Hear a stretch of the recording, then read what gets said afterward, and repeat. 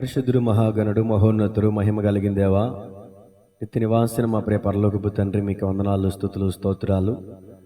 సమయం నిధి, స్థలము నిధి ప్రభా, మేము నీ ప్రజలమై ఉన్నాం తండ్రి. నీ వాక్యము మమ్మల్ని బ్రతికించేది, నీ వాక్యం మమ్మల్ని ఆదరించేది, మేము నడవలసిన త్రావలను మాకు నేర్పించేది నీ వాక్యం.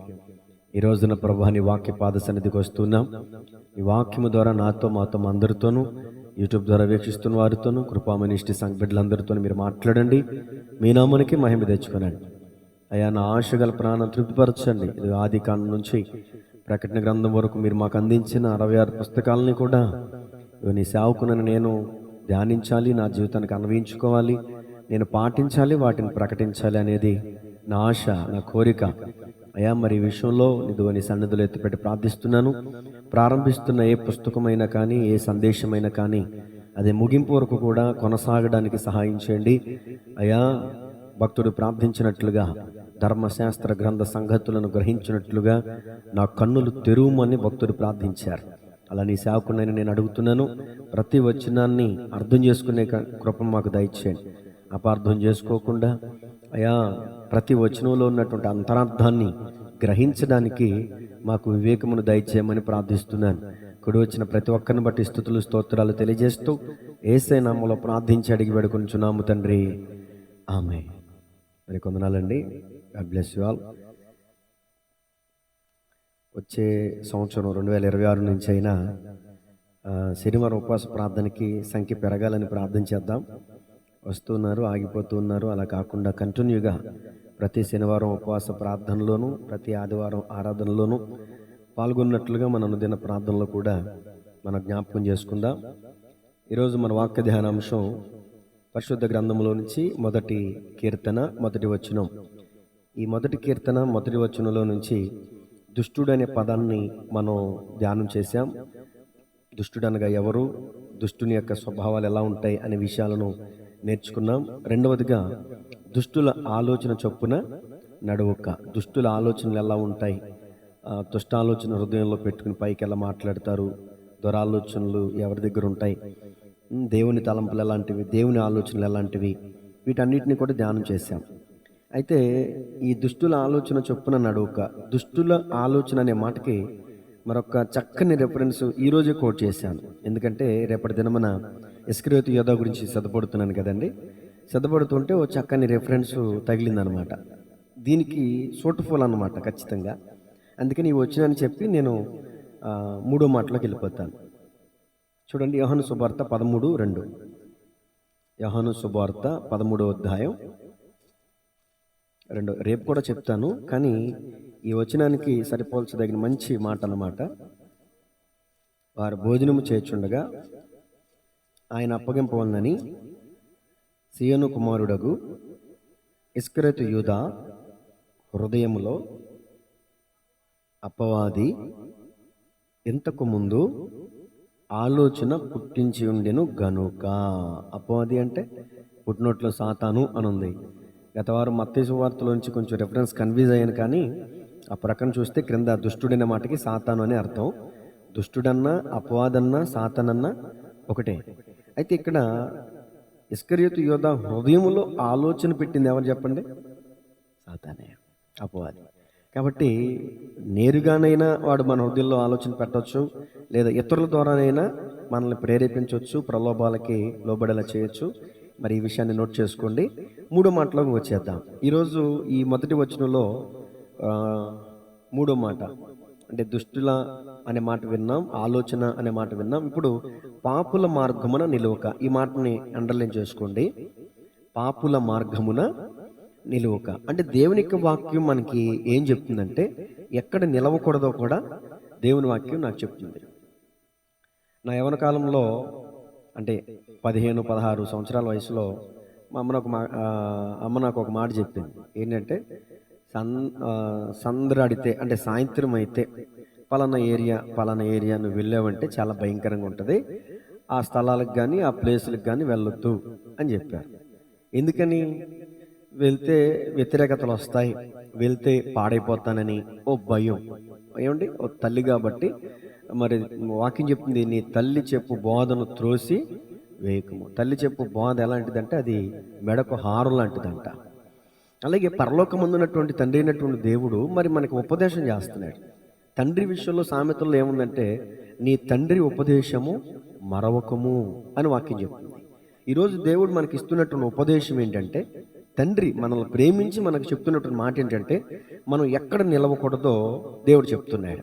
ఎక్కడ నిలవకూడదు అంటే పాపుల మార్గమున నిలవకూడదు. ఎవరు పాపులు, ఎవరు పరిశుద్ధులు? ఆజ్ఞత కర్మించే ప్రతి ఒక్కరు కూడా పాపులే, ఆజ్ఞకు లోబడే ప్రతి ఒక్కళ్ళు పరిశుద్ధులే. మనం ఎవరి గుంపులో ఉండాలో మనమే నిర్ణయించుకోవాలి.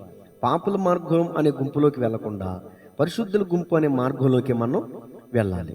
చూడండి, సామెతల గ్రంథం 1వ అధ్యాయం 10వ వచనంలో, సామెతల గ్రంథం 1వ అధ్యాయం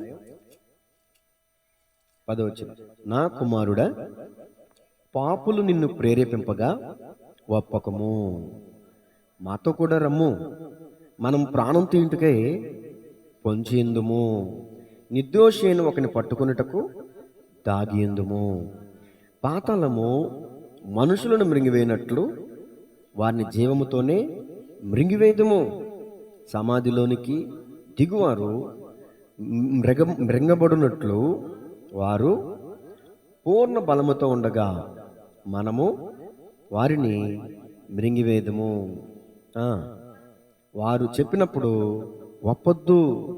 పలు విధములైన మంచి సొత్తులు మనకు దొరుకును, మన ఇండ్లను దోపుడు సొమ్ముతో నింపుకొందుము. నీవు మాతో పాలివాడివై ఉండుము, మనకందరికీ సంచి ఒకటే ఉండును అను వారు నీతో చెప్పుదురు. నా కుమారుడా, నీవు వారి మార్గమున పోకుము, వారి త్రోవల యందు నడవకుండా నీ పాదము వెనుకకు తీసుకొనుము. చూడండి, ఇక్కడ పాపులు అనబడినటువంటి వారు, దొంగలైనటువంటి వారు, నరహంతకులైనటువంటి వారు మంచి వాళ్ళతో చెప్తారంటే అండి, మరి మనం నీతిగా బ్రతుకుతున్నాం కదా, మనకి ఈ రోజున తినటానికి లేదు కదా, మనకి ఈ రోజున ఉండటానికి లేదు కదా, మనకి ఈ రోజున కట్టుకోవడానికి లేదు కదా, ఇదిగో ఈ కష్టపడి మనం ఎంతకాలం సంపాదించి మనం ఆ పొజిషన్కి వెళ్తాం కాబట్టి న్యాయంగా బ్రతికితే మనకి ఏదే దొరకట్లేదు కాబట్టి అన్యాయం చేద్దాం, ఒకరిని మోసం చేద్దాం, ఒకరిని బలాత్కారం చేద్దాం, ఒకరిని చంపేద్దాం. సమాధులు మృంగివేసినట్లు బ్రతుకున్న వారిని జీవంతోనే వారిని మృంగేద్దాం. వాళ్ళని చంపేసి వాళ్ళ ఆస్తులని మనం దోచుకుందాం. మనందరికీ సంచి ఒక్కటే, అంటే మనందరి బ్యాంకు ఒకటే. అప్పుడు మనకి దేనికి లోటు ఉండదురా. తినటానికి తిండి ఉండదు, కట్టుకోవడానికి లోటు ఉండదు, ఉండటానికి లోటు ఉండదు, లగ్జరీ లైఫ్ అనుభవించవచ్చు. అని ఈ రోజున కొంతమంది అనేక మందిని ప్రేరేపిస్తూ ఉంటారండి. అనేక మంది ప్రలోభాలకు గురై వెళ్ళిపోతూ ఉంటారు.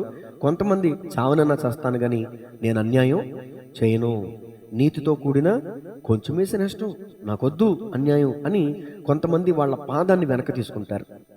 దేవుడు స్పష్టంగా మనతో మాట్లాడుతున్నాడు. ఎంత ప్రేమ అంటే, నా కుమారుడా, స్వయంగా పేరు పెట్టి నా కుమారుడా, దయచేసి ఇదిగో పాపులు నిన్ను ప్రేరేపింపగా ఒప్పొద్దు, నువ్వు ఒప్పుకోవద్దు, సరే అనొద్దు. నువ్వు వాళ్ళ చేతిలో చేయి వేసావు అంటే గనక నీ నడకలు వారి వెనకాల నడిచినట్టే గనక పాతాళానికి వెళ్ళిపోతావు, వాళ్ళతో పాటు నువ్వు కూడా నరకానికి వెళ్ళిపోతావు. సామెతల గ్రంథం 1:10 మనం చదువుకున్నాం కదా. అలాగే కీర్తన 5:5 కూడా చదవండి. కీర్తన 5:5.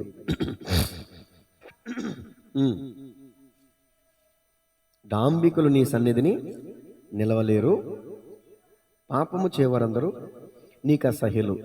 దేవుడు చెప్తున్న మాట ఏంటంటే, నెంబర్ 1 మన ధ్యానాంశం ఏంటంటే, పాపుల మార్గమున నిలవక.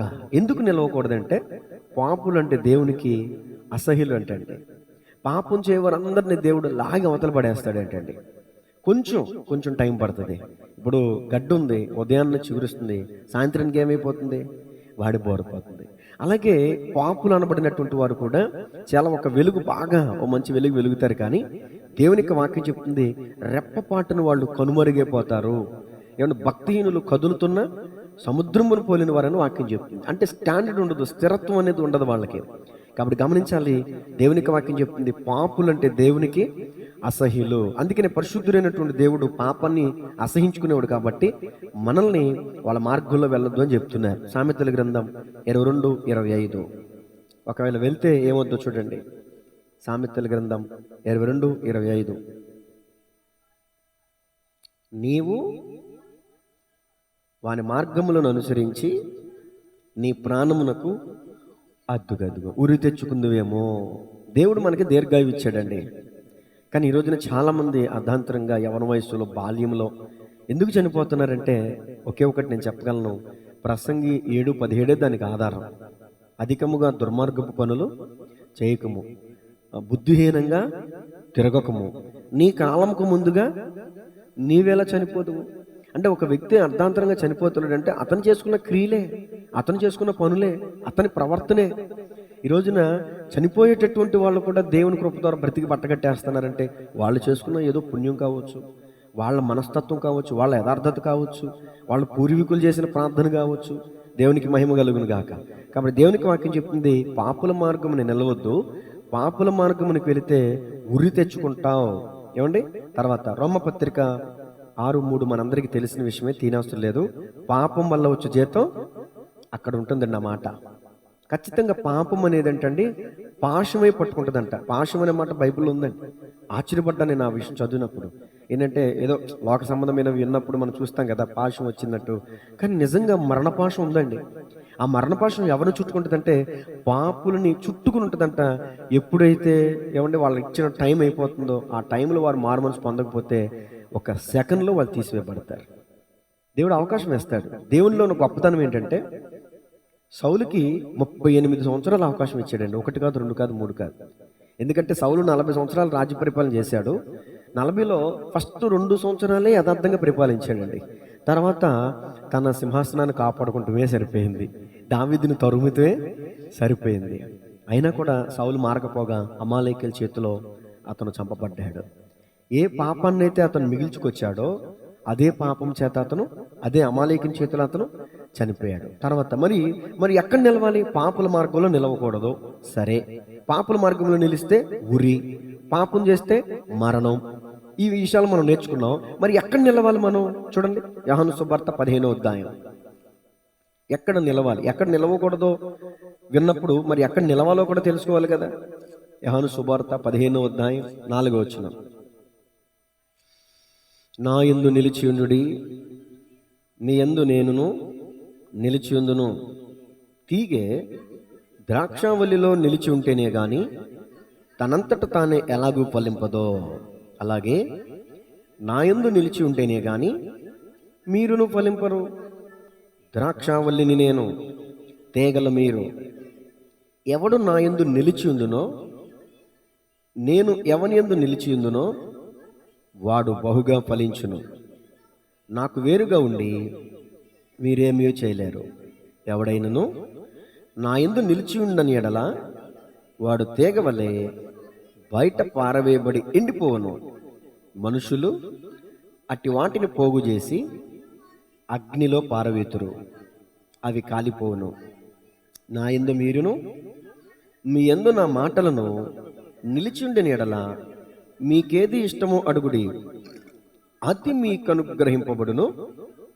మీరు బహుగా ఫలించటం వలన నా తండ్రి మహిమపరచబడును. ఇందువలన మీరు నా శిష్యులగుదురు. చాలండి, ఎంత అద్భుతమైన మాటలండి. ఇక్కడ యేసుక్రీస్తు ప్రభులో ఒక తీగతో తను పోల్చుకున్నారు. ఈరోజు మనం ఆయనతో ఏం చేయబడాలి? అంటు కట్టబడాలి. ఇప్పుడు మల్లెపూల మొక్కలు వేస్తారు, దానికి పందిరేస్తారు కదండి, చాలా అద్భుతంగా ఉంటుంది. ఆ మల్లె తీగ ఏం చేస్తుంది? ఆ పందిరిని అల్లుకుపోతుంది. అల్లుకున్నప్పుడు చక్కగా అది ఫలిస్తుంది.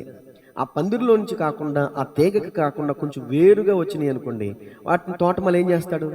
కత్తిరించేస్తాడు. మనం ఆయనతో అంటుకట్టబడినప్పుడే మనం ఫలిస్తాం.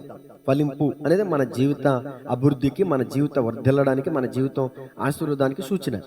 ఇక్కడ దేవునికి వాక్యం ఏం చెప్తుందంటే ఆయనలో మనం నిలిచి ఉండాలంటండి. వాస్తవానికి మనం త్రోవ పక్కన అంజూరపు చెట్లు లాంటి వాళ్ళం. త్రోవ పక్కన అంజూరపు చెట్లు లాంటి వాళ్ళం.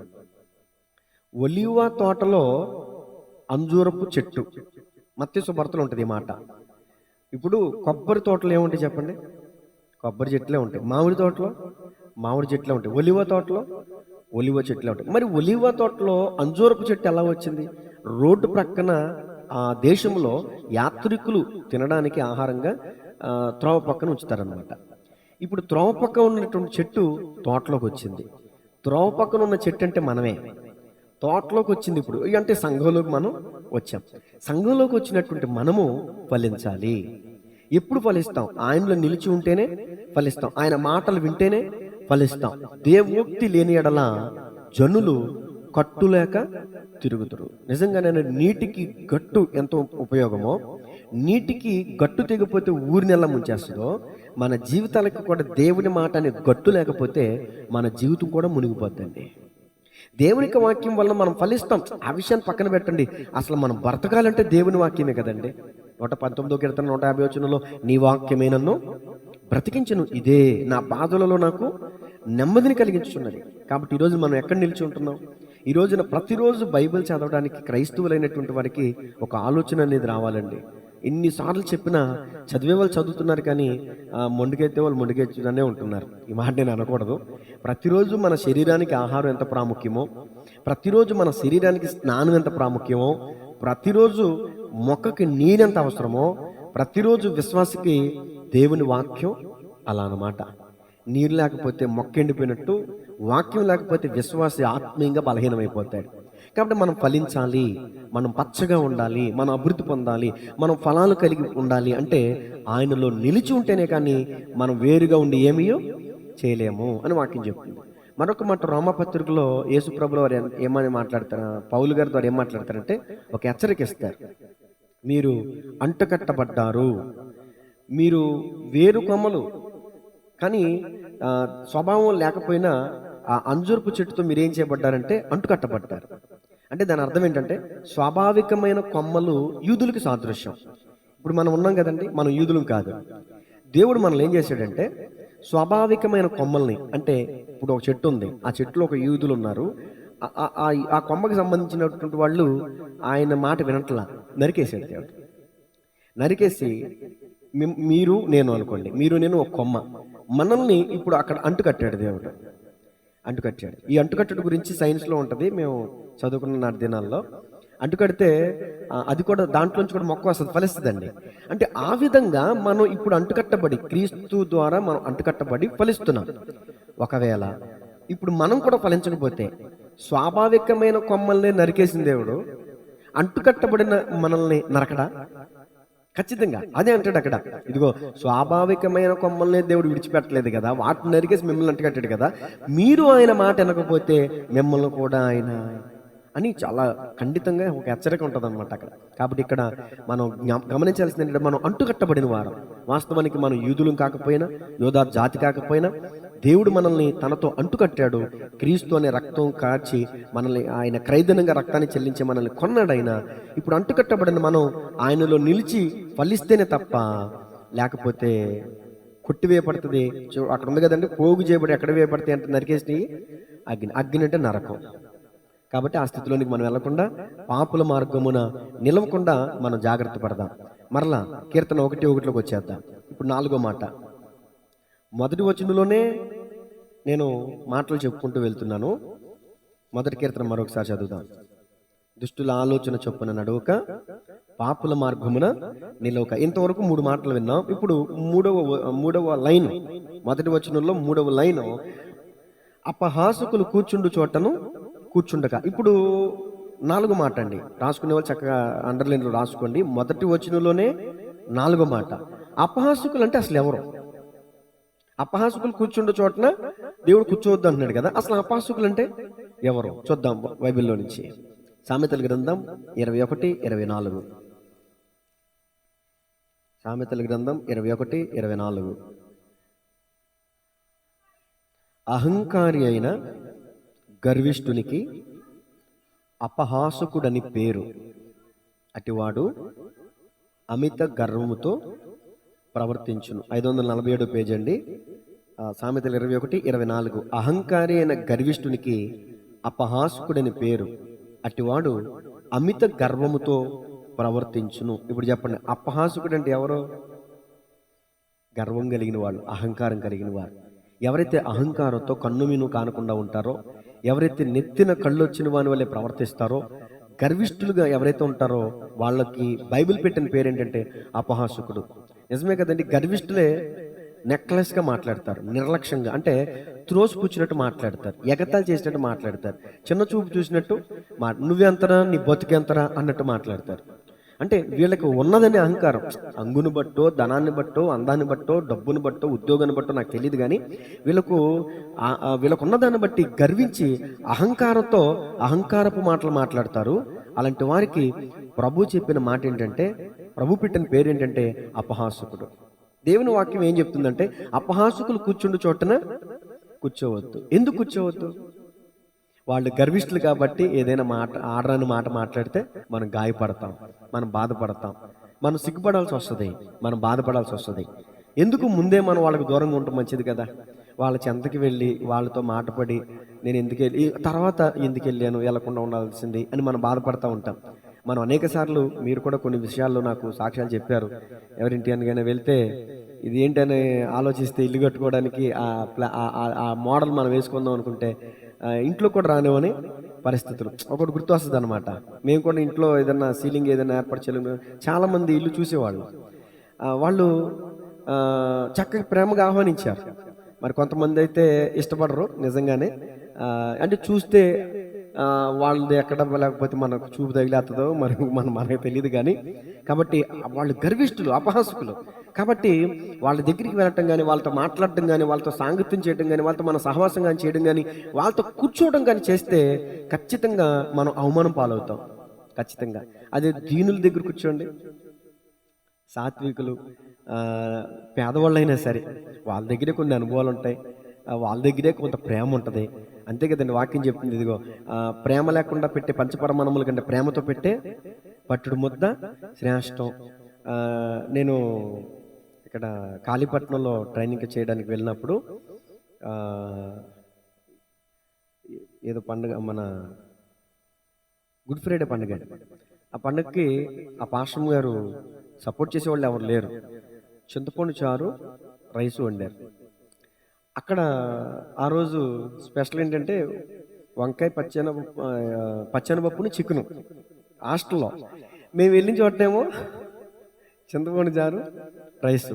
అయ్యా ఏమనుకోవద్దయ్యా, నాకు సపోర్ట్ చేసేవాళ్ళు ఎవరు లేరయ్యా అని ఆమె బాధలని చెప్పుకుంటుంది. కానీ నిజంగా చెప్తున్నానండి, ఆమె మరి ఏం ప్రార్థన చేసిందో నాకు తెలియదు, కానీ అసలు చికెను మటన్ ఏం సరిపోద్దండి. ఆ చారను తింటే మళ్ళీ చారను ఇంత తింటే కడుపు నిండిపోద్ది.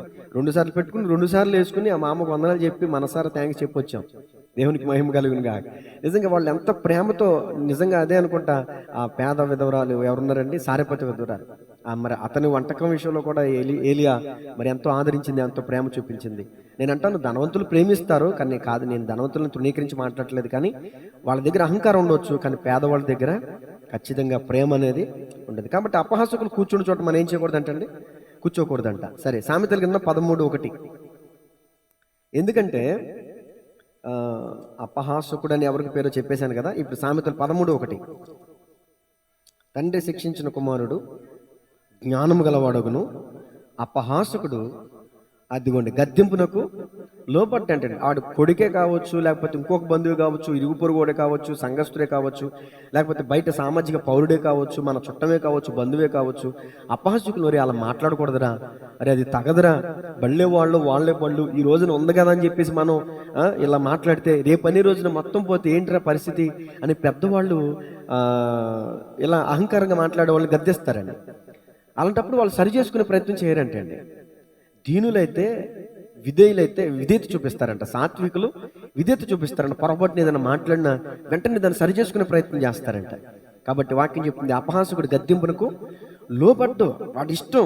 తర్వాత సామెతల గ్రంథం 19:29, అపహాసకులు కూర్చుండే చోటన ఎందుకు కూర్చోకూడదంటే ఈ విషయాలన్నీ మనం చదివితే మనకు అర్థమైపోద్ది. 19:29, అపహాసకులకు తీర్పులను, బుద్ధిహీనుల వీపుకు దెబ్బలను నింపబడినవి. చూసారండి, అపహాసకులకు తీర్పులు.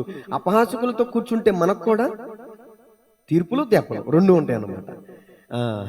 అరే నువ్వెవరో, నీ స్నేహితుడు ఎవరో చెప్పు, నువ్వేంటో నేను చెప్తానంటారు పెద్దవాళ్ళు. కాబట్టి మనం కూర్చున్న వాళ్ళ ద్వారా వాళ్ళ సహవాసం మనకు, వాళ్ళ మెంటాలిటీ మనకు వచ్చేస్తుంది ఆటోమేటిక్గా.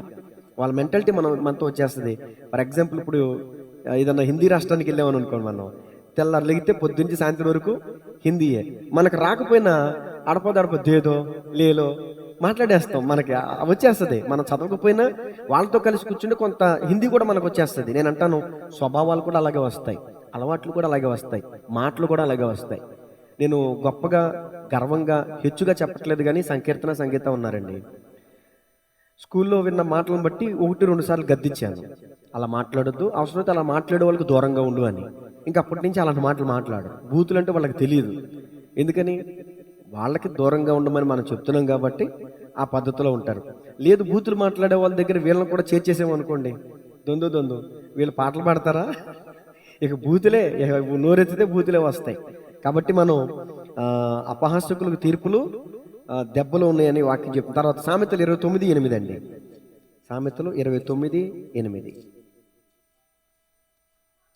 అపహాసకులు అబ్బా పట్టణమును తల్లడిల్లాజేయుదురు, జ్ఞానులు కోపము చల్లార్చెదరు. అది తల్లడిల్ల చేయడం అంటే మనస్తాపానికి గురి చేస్తారు. ఇక తల్లడి చేయడం అల్లాడిపోతారనమాట. పట్టణాన్నే తల్లడిల్ల చేస్తారంటే ఒక ఇంట్లో అపహాసకుడు ఉంటే ఏమవుతుందో ఆ వెళ్ళి పరిస్థితి. ఇప్పుడు ఒక అపహాసకుడు పట్టణాన్నే తల్లడిల్ల చేస్తాడంటే, ఇంటికి ఒక అపహాసకుడు ఉన్నాడు అనుకోండి, ఆ ఇంటి పరిస్థితి ఏమైపోద్ది?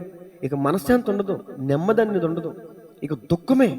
కాబట్టి దేవునికి వాక్యం చెప్తుంది, అపహాసకులతో మనం కలిసి కూర్చుంటే మన బ్రతుకులో కూడా తల్లడిల్లాల్సినటువంటి పరిస్థితులు వస్తాయి అని వాక్యం హెచ్చరిస్తుంది.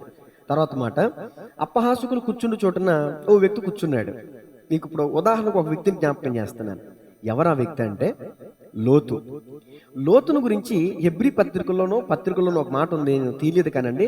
నీతిమంతుడైన లోతు దినదినము తన మనసును నొప్పించుకొనొచ్చు వచ్చును అని ఉంటది. అంటే లోతును గురించి బైబిల్ ఏమని సాక్ష్యం చెప్తుంది? నీతిమంతుడు. నీతిమంతుడైన లోతు ఎక్కడ తన గుడారాన్ని వేసుకున్నాడండి? సొదొమ గొమొర్రా యొద్ద తన గుడారాన్ని వేసుకున్నాడు. అపహాసకులతో కూర్చున్నాడు. చూడండి, తన కుమార్తెల్నే తీసుకెళ్ళినట్టు ఉంటుంది కదండి. కుమారులు కూడా ఉన్నారు అతనికి. అక్కడ ఉన్న వచనాలు మనం చదువుకుంటే అర్థమయ్యేది ఏంటంటే, కుమారులు కూడా ఉన్నారు. కుమారులు ఏమైపోయారు? ఆ టైంలో ఎక్కడికో వెళ్ళిపోయారు. ఎందుకంటే వాళ్ళు సొదొమ గొమొర్రా యొక్క ప్రాంత ప్రజల యొక్క సహవాసం పాలైపోయి తమ జీవితాలను పాడు చేసుకుని తండ్రి మాటకి లోబడకుండా తండ్రిని వ్యతిరేకించి, చూడండి అక్కడ ఒక మాట ఉంటుంది, కుమార్తెలు రెండమ్మ ఈ ప్రాంతాన్ని నాశనం చేస్తున్నాడని అల్లుల్ని, పెళ్లిళ్ళు చేసుకోబోయే అల్లుల్ని కూడా పిలిస్తే ఆ అల్లుళ్ళు ఎగతాళి చేశారంట లోతుని. ఒకప్పుడు అబ్రహాము దగ్గర ఉన్నప్పుడు మర్యాద ఉండేది. కుటుంబం అందరూ కూడా లోతుని చూసి భయపడేవాళ్ళు. అబ్రహాము దగ్గర ఉన్నప్పుడు అబ్రహాముకు వేరే. ఎప్పుడైతే లోతు సొదొమ గొమొర్రా స్థానంకి వెళ్ళిపోయాడో కుటుంబానికి హేళనైపోయాడు. తన కుమార్తెలను పెండ్లాడనన్న అల్లుల దృష్టికి ఎగతాళి చేయబడ్డాడు. అసలు కొడుకులు ఆ ఇంట్లోనే లేరు. ఆ విషయంలో చెప్పాలంటే సొదొమ గొమొర్రా ప్రాంతంలో ఆ స్థితిగతుల్లో తన నివాసాన్ని ఏర్పరచుకోవడం వల్ల, అతను కూర్చోవటం వల్ల అతని కుటుంబం పతనమైపోయిందండి. ఆశీర్వాదకరమైన జనాంగాలకు తండ్రి అవ్వాల్సినోడు అపహాసకులు కూర్చుండే చోట్ల కూర్చుంటం వల్ల, ఎందుకంటే సొదొమ గొమొర్రా ప్రాంత ప్రజలందరూ కూడా అపహాసం చేసేవాళ్ళండి. వాళ్ళు అంటే అవమానించేవాళ్ళండి. అంటే అవమానించడం అంటే ఒక నోటి మాట ద్వారానే కాదు, ఇతరులని చెరిచి చెప్పకూడదు ఇంకా ఈ విషయాలు, అలాంటి అవమానం చేస్తారు అపహాసకులు. వాళ్ళందరూ కూడా అలాంటి స్థలంలో కూర్చుంటం వల్ల నీతిమంతుడైన లోతు కుటుంబం పాడైపోయిందండి. తన భార్య పాడైపోయింది, కుమార్తెలు పాడైపోయారు, కొడుకులు పాడైపోయారు. చూడండి, తన జీవితం ఆశీర్వాదకరమైన జనాలకు తండ్రి అవ్వాల్సినోడు శపితమైన జనాంగాలకు తండ్రి అయ్యాడు. ఈ రోజున మనం కూర్చోకూడని స్థలాల్లో కూర్చుంటాం వల్ల మనకే కాదు, మన పిల్లలకు కూడా ఆ అవమానం అనేది వస్తుంది. మన పిల్లలకు కూడా అది స్ప్రెడ్ అవుద్ది అనే విషయాన్ని చెప్తున్నాను. చూడండి, 84వ కీర్తన 10వ వచనం. ఎక్కడ కూర్చోవాలి? ఎక్కడ కూర్చోడానికి భక్తుడు ఇష్టపడుతున్నాడు? 84వ కీర్తన 10వ వచనం. నీ ఆవరణములో ఒక దినము గడుపుట 1000 దినముల కంటే శ్రేష్టము. భక్తిహీనుల గుడారములో నివసించుట కంటే నా దేవుని మందిర ద్వారమునొద్ద ఉండుట నాకు ఇష్టము. దేవునికి స్తోత్రం కలుగునుగా. అంటే దేవుని మందిరము ద్వారమునొద్ద ఉండటం కూర్చోవడమే కదండి. అది ఎక్కడ ఉండడానికి ఇష్టపడుతున్నాడు ఇక్కడ భక్తుడు? నేనైతే దేవుని మందిరంలో పచ్చని ఒలివ మొక్క వలె ఉండటానికి ఇష్టపడుతున్నాను అంటాడు భక్తుడు. ఈరోజు మనం ఎక్కడ కూర్చుంటున్నాం? ఎవరితో కూర్చుంటున్నాం? గమనించాలి. ఈ రోజున దేవుని యొక్క వాక్యం ద్వారా మనల్ని మనం పరిశీలన చేసుకుందాం. భక్తుడు అంటున్నాడు, నా దేవుని మందిర ఆవరణంలో కూర్చోవడానికి నేను ఇష్టపడతాను, అది నాకు శ్రేష్టము అని అంటున్నాడు. సరే, మంచిది. ఇప్పుడు 2వ వచనంలోకి వెళ్దాం. మొదటి వచనాన్ని ముగిస్తున్నాను. కీర్తన 2వ వచనం. ఈరోజు పూర్తిగా అధ్యాయాన్ని మనం ధ్యానం చేసేద్దాం. 2వ వచనం చదవండి. యెహోవా ధర్మశాస్త్రమునందు ఆనందించుచు దివారాత్రము దానిని ధ్యానించువాడు ధన్యుడు. దేనినండి? ధర్మశాస్త్రం అంటే ఏంటండి? ధర్మశాస్త్రము అంటే చట్టము, ధర్మశాస్త్రం అంటే వాక్యము, ధర్మశాస్త్రం అంటే దేవుని చిత్తం. అంటే ఒక్కొక్క వచనాన్ని బట్టి ఒక్కొక్క కోణంలో మనం మాట్లాడవచ్చు అనమాట. దేవుని చిత్త ప్రకారంగా మనం జీవించాలి. సరే, దేవుని యొక్క వాక్యాన్ని మనం ధ్యానించడం అంటే ఏంటో చెప్తాను. పశువులు ఉన్నాయండి, గడ్డిని వేస్తే తినేస్తాయంటండి. తినేసిన తర్వాత మరలా ఏం చేస్తాయి? నెమరేస్తాయి. నెమరేయట్లేదు అంటే ఆ పశువుని ఆ కాపరి ఏం చేస్తాడంటే హాస్పిటల్కి తోలికి వెళ్తాడు. అంటే దానికి ఏమొచ్చింది అని అర్థం? జబ్బు వచ్చింది అంటే ఆరోగ్యం బాగాలేదు, అనారోగ్యం పాలైంది, అస్వస్థతకు గురైంది. దేవుని యొక్క వాక్యాన్ని మనం చదువుతున్నాము, వింటున్నామే, కానీ ధ్యానించుకోలేదు అనుకోండి, నెమరు వేసుకోలేదు అనుకోండి, మనకి సమయానుకూలంగా సమయోచితంగా మనం వాటిని దేవుని యొక్క వాక్యాన్ని జ్ఞాపకం చేసుకోలేదు అనుకోండి, అసలు ద్వితీయోపదేశకాండం 6:6 అయితే ఇదిగో నువ్వు ఇంట నడుచున్నప్పుడు, కూర్చున్నప్పుడు, లేచినప్పుడు వాటిని పిల్లలకు బోధించు, నీ నుదురికి బాసుకున్న వల్లే కట్టుకో, నీ చేతికి కంకణం వల్లే కట్టుకో, నీ మెడకి హారం వల్లే ధరించు, ఎందుకంటే అవి నీకు సుఖ సంవత్సరంతో గడుచు సంవత్సరములను దీర్ఘాయువును ఇచ్చును అని వాక్యం చెప్తుందండి. ఈ రోజున ఏం చదవడానికి ఇష్టపడుతున్నారు? స్వాతి పుస్తకాలు, నవలలు, లేకపోతే అవి ఇవి వ్యర్థమైనవి చదువుతూ, అసలు చదివే వాళ్ళు ఈ రోజున లేరులేండి, అన్నీ చూస్తున్నాయి. సెల్ ఫోన్ వచ్చిన తర్వాత చదివే పుస్తకాలు పేపర్లు కూడా పోయినాయి, ఇప్పుడు అంతా చూస్తున్నాయి. దేవుని యొక్క వాక్యాన్ని చూద్దాం, వాక్యాన్ని చదువుదాం, వాక్యాన్ని ధ్యానం చేద్దాం అని ఆలోచన ఉండట్లే ఈ రోజున. దేవుని యొక్క వాక్యాన్ని ధ్యానించడం వల్ల మనకేం కలుగుతుంది? చూడండి, కీర్తన 37:4. కీర్తన 37:4. అద్దుకోండి. యెహోవాను బట్టి సంతోషించు అంటే దాని అర్థం వాక్యాన్ని బట్టి సంతోషించు, ఆయన నీ హృదయ వాంఛలను తీర్చును, నీ మార్గమును యెహోవాకు అప్పగింపుము, నీవు ఆయనను నమ్ముకొనుము, ఆయన నీ కార్యము నెరవేర్చును. యెహోవాను బట్టి సంతోషిస్తే ఆయన మన హృదయ వాంఛలని తీరుస్తాడంటండి. దేవునికి వాక్యాన్ని బట్టి మనం ఆనందిస్తే వదిలే అట్లా నీ దగ్గరికి ఏం రాలేదు కదా అవి అపహాసు. చూడండి, యెహోవా ధర్మశాస్త్రం నందు ఆనందించు. నా పాయింట్ మాత్రం మీరు క్యాచ్ చేయండి. యెహోవా ధర్మశాస్త్రం నందు ఏం చేయాలంటండి? ఆనందించాలంట. ఇక్కడ నేను చదివించిన వాక్యం యెహోవాను బట్టి ఏం చేయాలంట? సంతోషించాలంట. పౌలు గారు చెప్తున్నారు ఫిలిప్పీ 4:4, ఎల్లప్పుడూ ప్రభువునందు, మరలా చెప్పుదును, ఎల్లప్పుడూ ప్రభువునందు. మనం ఎక్కడ ఆనందిస్తున్నాం ఈ రోజున? వేటిను వ్యర్థమైన వాటిని చూడడానికి ఆనందిస్తారు ఈ రోజున, వ్యర్థమైన వాటిని చూడడానికి ఆనందిస్తారు ఈ రోజున. వాటి ద్వారా మన హృదయంలో లాస్ తప్ప, మనం యథార్థత లోపించడమే తప్ప మరొకటి కాదు. మనం దీవించబడాలి, ఆశీర్వదించబడాలంటే మనం దినమెల్లా దేవుని యొక్క వాక్యాన్ని ధ్యానించాలి. చూడండి, 119:47 ఉంటుంది ఈ మాట, దినమెల్లా, అప్పుడప్పుడు కాదండి. 119వ కీర్తన 47వ వచనం.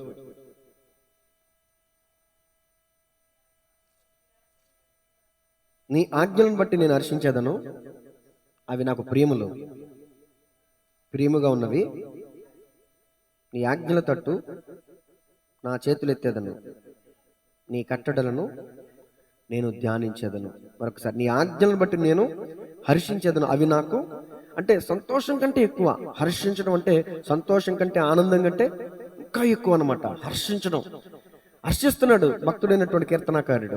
మరొక చాట అంటాడు, దినమెల్లా నేను దానిని ధ్యానించుచున్నాను, ఇదిగో ఈ భూపతులందరికంటే విశేషమైన జ్ఞానము నాకు. దేవుని వాక్యాన్ని మనం ధ్యానించడం ద్వారా జ్ఞానం వస్తుందండి. ఏమంటే నేను ఒక మాట, బుద్ధి అనేది జ్ఞానం అనేది కిరాణా షాప్లో దొరుకుద్దా? కొలసి 2:3 ఉంది, బుద్ధి జ్ఞానముల సర్వసంపదలు ఆయన యందే గుప్తమై ఉన్నాయంటండి. ఒక నిధుల లాగా గుప్తమై ఉన్నాయంట. వాటిని మనం ఎలా స్వతంత్రించుకుంటామంటే, తవ్వుకున్నవాడు తవ్వుకున్నంత స్వతంత్రించుకుంటాడు. అంటే మనం చదువుకున్నంత, మనం విన్నంత, మనం విని నేర్చుకున్నంత. దేవుని యొక్క వాక్యం చూడండి అపరంజితో పోల్చబడిందండి.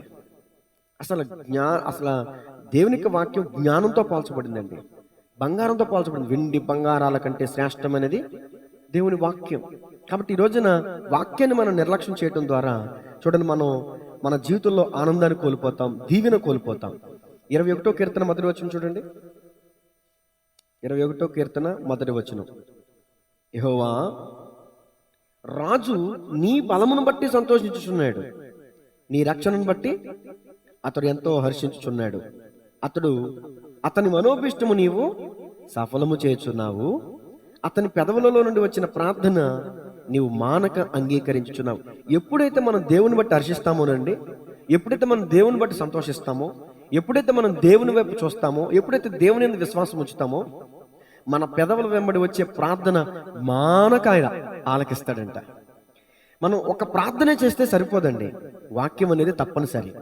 ఎప్పుడైతే వాక్యానుసారంగా మనం ఫాలో అవుతామో ఆటోమేటిక్గా నువ్వు ప్రత్యేకంగా మోకాళ్ళు వేసే ప్రార్థన చేయాల్సిన లేదు, కానీ నువ్వు నడుస్తూ నువ్వు పని చేస్తూ చేసే ప్రార్థన కూడా దేవుడు వింటాడు. అలాంటి కార్యాలు ఎన్నో నేను సాక్ష్యాలు చెప్పాను, మీ జీవితంలో కూడా ఎన్నో సాక్ష్యాలు ఉన్నాయి, వాటిని నేను వివరించనక్కర్లేదు. ఆఖరి మాట సరే, ఆ విషయాన్ని నేను ముగిస్తున్నాను. 2వ వచనం, ఇప్పుడు 3వ వచనంలోకి వచ్చేద్దాం. కీర్తన, మొదటి కీర్తన 3వ వచనం. ఇప్పుడు 6వ మాట అండి. మొదటి వచనంలో 4 మాటలు చెప్పాను, తర్వాత 5వ మాట, 2వ వచనం 5వ మాట, ఇప్పుడు 3వ వచనం 6వ మాట. కీర్తన మొదటి అధ్యాయం 3వ వచనం చదవండి. అతడు నీటి కాలంలో ఎవరో నాటబడిన వాడే, ఆకు వాడక తన కాలమందు ఫలమిచ్చు చెట్టు వలె ఉండును, అతడు చేయనదంతయు సఫలమగును. ఇక్కడ ఒక పంటతో పోల్చారు పురుషుణ్ణి. అతడు అంటే పురుషుడే కదండి, ఆమె అంటే స్త్రీ. అంటే పురుషుడు సక్సెస్ఫుల్ అవ్వాలి, ఫలించాలి, అతను అభివృద్ధి పొందాలి. నాకు జ్ఞాపకం వస్తుంది 128వ కీర్తన మొదటి వచనంలో ఏముంటుందంటే, యెహోవాయందు భయభక్తులు కలిగి ఆయన త్రోవలందు నడుచువారందరూ ధన్యులు, నిశ్చయముగా నీవు నీ చేతుల కష్టార్జితం అనుభవించదు. అది ఎవరికి వాగ్దానం? ఆయన యందు భయము కలిగి, ఆయన యందు భక్తి కలిగి, దేవుని వాక్యానుసారంగా ఆయన త్రోవలలో, అంతే కదండి, ఆయన త్రోవలలో వాక్యానుసారంగా మనం జీవిస్తే అతని కష్టార్జితాన్ని దేవుడు ఏం చేస్తాడు? అది చెట్టుకి నీరు ఎంత ప్రాముఖ్యమో విశ్వాసికి వాక్యం అంత ప్రాముఖ్యం. దేవునికి స్తోత్రం కలుగునుగా. సరే, 3వ వచనం కూడా ముగించాను. 4వ వచనం చదవాలి. దుష్టులు అలాగునుండక గాలి చెదరగొట్టు పొట్టు వలె ఉందరు. వీళ్ళ గురించి చెప్పాలంటే మత్తయి సువార్త 3వ అధ్యాయం 12వ వచనం చూడండి. దుష్టులు అలా ఉండరంటండి, అంటే ఫలించే వాళ్ళకి లాగా ఉండరంట. మత్తయి సువార్త 3:12. ఆయన చేతిలో ఉన్నది, ఆయన తన కళ్ళమును బాగుగా శుభ్రము చేసి గోధుమలను కొట్టులో పోసి ఆరని అగ్నితో పొట్టును కాల్చివేయనని వారితో చెప్పాను. ఎవరి గురించి ఈ మాట? మారు మనసు పొందని వారి గురించి. మారు మనసు పొందని వారి గురించి. మారు మనసు పొందిన వాళ్ళేమో ఫలించే చెట్లా ఉంటారు. 3వ వచనం, అతడు చేయనిదంతయు సఫలమగును. మారు మనసు పొందని వారు దుష్టులు అలాగునుండక, అంటే దుష్టులు మారు మనసు పొందరండి. ఇక్కడ ఈ సన్నివేశంలో, ఈ అధ్యాయంలో, మత్తయి సువార్త 3వ అధ్యాయంలో బాప్తిస్మం ఇచ్చే యోహాను అక్కడ వారిని ఏమని సంబోధించాడు? సర్ప సంతానమా. అంటే సర్ప సంతానం అంటే దుష్ట సంతానమా, దుష్ట ప్రజలారా. మీకు బుద్ధి చెప్పిన వాడు ఎవడో? అబ్రహాము మా సంతానం అని, అబ్రహాము సంతానం అని మీరు చెప్పుకున్నారు కదా, మీకు బుద్ధి చెప్పిన వాడు ఎవడో? మారు మనసు పొందండి అయ్యా, మారు మనసు తగిన క్రియలను జీవించండి అయ్యా. మారు మనసు పొందితేనే సరే, లేని ఎడల ఫలింపని ప్రతి చెట్టు నరకబడి అగ్నిలో. ఇప్పుడు మనం 4వ వచనం చదువుకున్నాం. దుష్టులు అలాగునుండక గాలి చెదరగొట్టు పొట్టు. ఈ పొట్టు గాలికి ఎగిరిపోతుందంట, అంటే ఒక చోట నిలకడగా ఉండదంట. అంటే ఇప్పుడు ఇక్కడ ధాన్యం పెట్టి, ఇక్కడ మనం పొట్టు పెట్టి ఫ్యాన్ వేసామనుకోండి, గాలికి ఏమి ఎగిరిపోద్ది? పొట్టు ఎగిరిపోతే ధాన్యం అక్కడ ఉండిపోద్ది. అంటే ధాన్యం అంటే విశ్వాసులు, నిజమైన యథార్థమైన విశ్వాసులు. కొట్టు అంటే పరలోక రాజ్యం, అంటే సంఘానికి సాదృశ్యం. సంఘంలో చాలా మంది భక్తిహీనులు నిలబడలేరంటండి, ఆ పొట్టులాగా ఎగిరిపోతారంట. చిట్ట చివరికి వాళ్ళు కొట్టుకుపోయి గాలికి ఎక్కడ పడతారంట? ఆరని అగ్నిలో పడతారంట. కాబట్టి ఈ రోజున మనం దుష్టులుగా ఉండకూడదని ప్రభునామం పేరట తెలియజేస్తున్నాను. సరే, సామెతలు 28:1 చూడండి. సామెతలు 28:1. దుష్టులు అలాగునుండక గాలి చెదరగొట్టు పొట్టులా ఉంటారు. మరి ఇంకెలా ఉంటారు? ఎవడును తరమకుండానే దుష్టుడు పారిపోవును. మనం చాలాసార్లు ఆందోళన పడతా ఉంటాం, వాళ్ళ పరిస్థితి ఏంటి, వీళ్ళ పరిస్థితి ఏంటి అని. కానీ దేవునికి వాక్యం చెప్తుంది, మనం ఏం చేయనక్కర్లా, వాళ్ళని టచ్ చేయనక్కర్లా, వాళ్ళ టైం వస్తే వాళ్ళే వెళ్ళిపోతారంట. దేవునికి స్తోత్రం కలుగును గాక. ఇప్పుడు 12 మంది యేసు ప్రభువుల వారి దగ్గర కూర్చున్నారు. ఆయన రొట్టె విరిచాడు, ద్రాక్షరసం, ఆయన రక్తం ఇచ్చారు. ఇచ్చినప్పుడు ముక్క తీసుకున్న వెంటనే అపవాది ఏం చేసింది? ఇస్కరియోతు యూదాలోకి ప్రవేశించింది. తీసుకుని వెంటనే ఏం చేశాడు? బయటికి వెళ్ళిపోయాడు. నేను ఎందుకని బల్లారాధన ఇచ్చినప్పుడు ఎందుకని గద్దిస్తానంటే, మోకాళ్ళ మీద ఉండాలి, ప్రార్థనలో ఉండాలని ఎందుకు చెప్తానంటే, ఏదో ఆదాలోపంగా తీసుకుని వెళ్ళిపోయేది కాదండి ప్రభు శరీర రక్తం అంటే.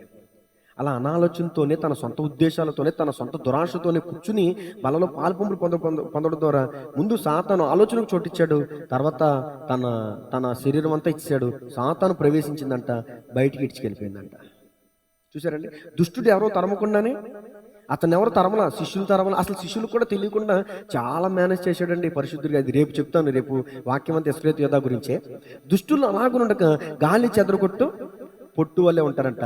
దుష్టుడు ఎవరో తరమకుండానే, దుష్టుడైన ఇస్కరియోతు యోధాని యేసు ప్రభులు వారు తరమకుండానే తనంతట తానే పారిపోయాడు. వెళ్ళిపోయి యాజకుల దగ్గరికి వెళ్ళిపోయి, నేను ఆయనకు అప్పగించేస్తాను, నాకేంటి లాభం. తీసుకున్నాడు, 30 నినాదాలు తీసుకున్నాడు. తర్వాత మరలా బుద్ధి వచ్చింది, కానీ దైవ చిత్తానుసారమైన మారుమనసు రాలేదు. మళ్ళీ పారిపోయి ఏం చేశాడంటే ఆ ధనాన్ని ఇసిరేసాడు. ఏమంటే దాంట్లో అర్థాలు రేపు దినం చెప్తాను, ఇది సబ్జెక్ట్ కాదు కాబట్టి. దుష్టుడు ఎవరో తరమకుండానే పారిపోతాడు అన్న సంగతికి నేను ఈ విషయాన్ని జ్ఞాపకం చేశాను. సంఘంలో నిలవలేడు, ఆరాధనలో నిలవలేడు, ప్రార్థనలో నిలవలేడు, వాక్యంలో నిలవలేడు, ఉపవాసంలో నిలవలేడు. అసలు భక్తి జీవితంలో ఎమడలేడు. ఇప్పుడు తిన్నదే ఎమట్లేదు, వాంతి అయిపోతుంది అంటారు చూసారా, అంటే భక్తి వెక్కసం అయిపోద్ది, భక్తిని జీర్ణించుకోలేడు. తనలో ఉన్న దుష్టత్వం వల్ల దేవుని ఆత్మనికి చోటు ఇవ్వలేడు. ఉంటే వెలుగైనా ఉండాలి, లేకపోతే చీకటైనా ఉండాలి. యెహోవా ఆత్మ సౌలును విడిచిపోయిన తర్వాత ఏమొచ్చింది అతని మీదకి? దురాత్మ వచ్చింది. మొదటి సమూయేలు 16:16 ఉంటుందండి. దురాత్మ వచ్చి అతని మీద. ఎప్పుడైతే యెహోవా ఆత్మ అతన్ని ఎడబాసిందో వెంటనే దురాత్మ వచ్చేసింది. ఉంటే మనలో దేవుని ఆత్మైనా ఉంటారు, లేకపోతే దురాత్మైనా, అది మనం ఇచ్చినటువంటి అవకాశాన్ని బట్టి ఉంటుంది అనమాట. దేవునికి స్తోత్రం కలుగునుగా. సరే, మంచిది. 5వ వచనం చదవండి ఇప్పుడు, 8వ మాట. మొదటి కీర్తన 5వ వచనం. కాబట్టి న్యాయ విమర్శలో దుష్టులను, నీతిమంతుల సభలో పాపులను నిలువరు. ఆ రోజును కూడా చదివండి అమ్మా, 9వ మాట. నీతిమంతుల మార్గము యెహోవాకు తెలియను, అదిగో దుష్టుల మార్గము నాశనమునకు నడుపును. కీర్తన 1వ అధ్యాయం 5వ వచనంలో ఏముంది మరొకసారి చదవండి. కాబట్టి న్యాయ విమర్శలో దుష్టులు, నీతిమంతుల సభలో, ఇంతకుముందు ఆల్రెడీ నేను ఎక్స్ప్లెయిన్ చేసేసాను. అలాగే మరొకసారి దేవునికి వాక్యం చెప్తుందంటే, అంటే దీని అర్థం మీకు ఒక ప్రశ్న రావచ్చు. ఈ మాట చదివినప్పుడు నాకు ఇదే డౌట్ వచ్చింది. న్యాయ విమర్శలో దుష్టులు, నీతిమంతుల సభలో పాపులు నిలవరని ఉంది కదా. ఇప్పుడు సంఘంలో 100 మంది ఉన్నారనుకోండి, మరి ఇదంతా నీతిమంతుల సభే కదా. దేవుని రక్తం ద్వారా కడగబడిన మనందరం నీతిమంతులమే, పరిశుద్ధమే వాక్యం చెప్తుంది. మరి ఈ 100 మందిలో ఖచ్చితంగా ఒక్క 5గురు ఉండరంటారా? ఉంటారు కదండి. ఎందుకంటే రైతు వెళ్ళాడు, విత్తనం విత్తాడు, యజమానుడు వెళ్ళి వచ్చాడు, దాసులు వెళ్ళి చూశారు, గురుగులు వచ్చినాయి. ఎక్కడి నుంచి వచ్చినాయి? అయ్యా యజమానుడా, దాసులే విత్తారు విత్తనాలు కూడా. అయ్యా మేము ధాన్యం విత్తాం, కానీ గురుగులు ఎక్కడి నుంచి వచ్చినాయి? అపవాది రాత్రి వేళ వచ్చి ఏం చేశాడు? గురుగులు విత్తిపాడు. పొలం అనగా సంఘం, ధాన్యం అనగా విశ్వాసి, గురుగనగా సాతాను, దుష్టుని సంబంధి. ఇప్పుడు పరలోక రాజ్యం అంటే సంఘం అండి. పరలోకం అంటే దేవుని ఉన్న స్థలం. పరలోక రాజ్యం అంటే సంఘమే. మీకు ఎలా చెప్పాలంటే, ఇదిగో పరలోక రాజ్యం సమీపించినది గనక మారు మనసు పొంది పాపక్షమాపణతో బాప్తీసం. అదంటే పరలోక రాజ్యం అంటే ఏదో కాదు, ఆయన ప్రక్క గాయముల నుంచి ఉద్భవింప చేయబడిందే సంఘం. సంఘమే దేవుని రాజ్యం. ఇది పరలోక రాజ్యం. ఇప్పుడు ఈ పరలోక రాజ్యంలో నిలబడతారేమో, నిత్యత్వంలో నిలవలేరు. ఈ వచ్చిన చెప్పే పాయింట్ అదే. దుష్టుల సభలో, న్యాయ విమర్శలో దుష్టులను, నీతిమంతుల సభలో పాపులను నిలవరు. ఇక దేవుని యొద్దకు వెళ్ళిన తర్వాత అక్కడ పరిశుద్ధులుగా చోటు తప్ప పాపులుగా అక్కడ స్థలం ఉండదు. ఒకవేళ ఇక్కడికి రావచ్చు, ఇక్కడికి వస్తారు కూడా, రావడానికి ఆస్కారం ఉంది. ఎందుకంటే హాస్పిటల్ ఉందండి. హాస్పిటల్కి ఆరోగ్యవంతులు వెళ్తారా, లేకపోతే ఆరోగ్యం లేని వాళ్ళు వెళ్తారా? ఆరోగ్యం లేని వాళ్ళు వెళ్తారు. ఇక్కడ ఇది హాస్పిటల్ కాబట్టి చేతులు తెగిన వాళ్ళు, లేకపోతే ఆ జబ్బు ఈ జబ్బు, లేకపోతే ఆ జ్వరము ఈ జ్వరము వస్తారు. సరి చేయబడ్డారా, బాగు చేయబడ్డారా, మంచిది, దేవుని రాజ్యం, దేవునితో పాటు ఉంటారు. లేదంటే వాళ్ళకి ఇచ్చిన అవకాశాన్ని సద్వినియోగం చేసుకోకపోతే నిత్య నరకానికి వెళ్తారు. అందుకనే ఆఖరి మాట, నీతిమంతుల మార్గం యెహోవాకు తెలియను, దుష్టుల మార్గం నాశనం. దేవుడు నాశనం చేయక్కర్లా, నాశనమే వాళ్ళు వెంట వస్తుందంట. ఎందుకంటే వాడి ప్రవర్తన బట్టి వాడి జీవితం ఉంటుంది. మనం నీతి కలిగి ప్రవర్తిస్తే ఖచ్చితంగా మన నీతి మనకి సామెతలు ఉంది, నీ నీతి నీ ముందర నడుచును, నీ నీతి నీకు కావలి కాయును అని వాక్యం చెప్తుంది. మనల్ని రక్షించేది ఏంటంటే మన నీతే. మరి మనల్ని పతనం చేసేది ఏంటంటే మన దుష్టత్వమే. ఈ రోజున ఈ ఒక్క కీర్తన అధ్యాయంలో ఎక్కువ వచనాలు ఏమొచ్చినాయి అంటే నీతి, దుష్టత్వం, దుర్నీతి, నీతి. మనం నీతిమంతులుగా ఉండాలి, దుర్నీతి పరులుగా ఉండకూడదు అనే విషయాన్ని ఈ అధ్యాయం ద్వారా మనం నేర్చుకున్నాం. తలలు వంచండి, ప్రార్థన చేసుకుందాం. ఇంతవరకు చెప్పబడిన ఈయన దేవుని మాటలు మనందరి హృదయాల్లో నీరు కట్టి ఫలించునుగాక. ఆమేన్. God bless you all. అందరికీ వందనాలు. తలలు వంచండి.